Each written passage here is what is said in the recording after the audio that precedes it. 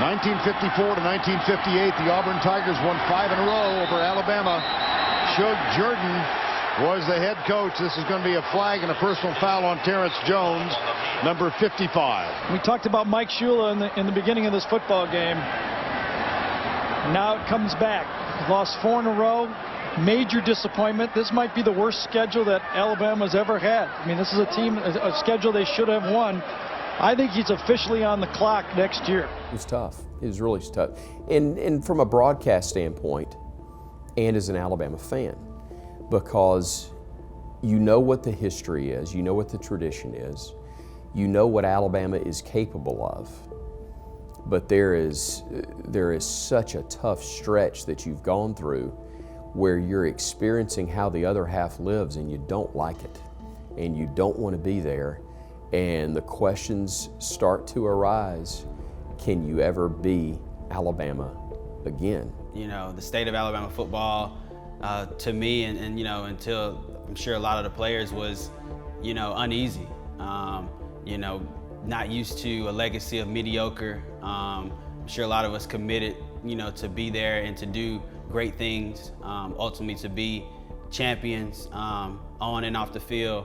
I think the state of Alabama football was kind of in a period where we were on probation, coming off probation. There was a lot of different things pulling us in a lot of different directions. I think probably one of the biggest things was the reduction of scholarships that was, you know, still kind of being felt. Coach Moore said that he felt the weight of the world on his shoulders because nobody loved Alabama more than Coach Moore. He'd played there. He'd coached there. He felt the responsibility of pulling Alabama out of that and taking it back to where it should be, which is among the elite of college football, being the elite of college football. And he personally took that on and wanted it to be right. And I think he always felt like Nick Saban was the guy that could do that.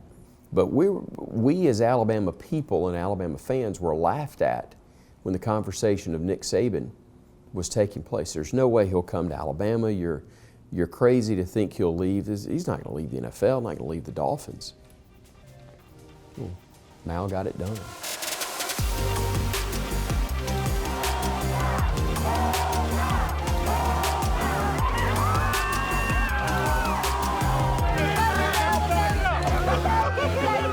The amount of fans that were there, I think, you know, the fans that weren't there was watching on TV, was definitely involved, because it was, you know, it was the next chapter of, you know, bringing in a new coach. There's a lot of expectations that come with Alabama, but also a lot of excitement of knowing, hey, here's a new chance. Here's a new chapter we're going to have. It was nuts. It was absolutely nuts. And I remember watching his arrival at the airport in Tuscaloosa and thanking I was so thankful for two things. I thank God that he was there, and I also thank God that I wasn't, because it was a zoo.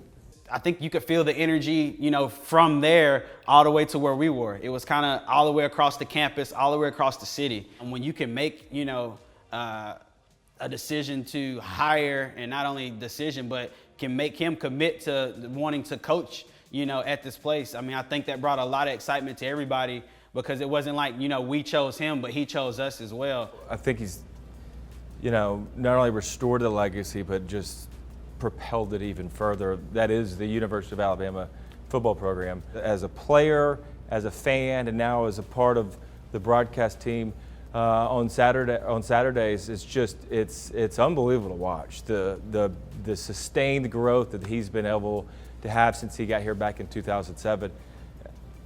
Probably doesn't get talked enough about how hard that is.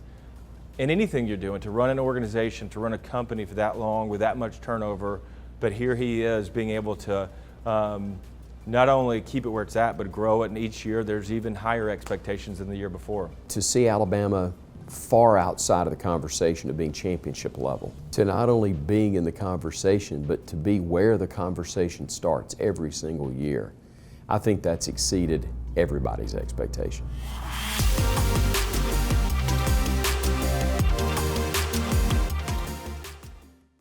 Medical Properties Trust, at the very heart of healthcare.